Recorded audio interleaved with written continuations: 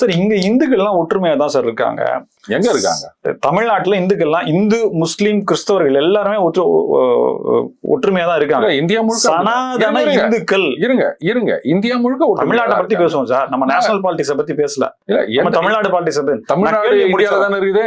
ஆமா சார்.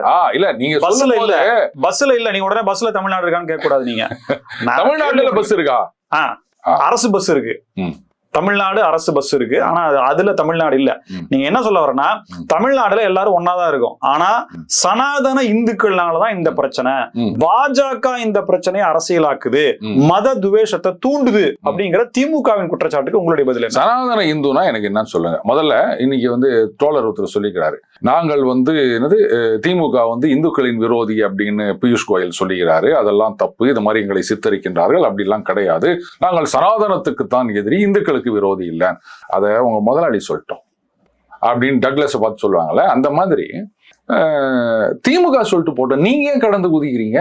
ஏன்னா வாங்கின நோட்டு இன்னுமா விசுவாசம் காமிச்சிட்டு இருப்பீங்க.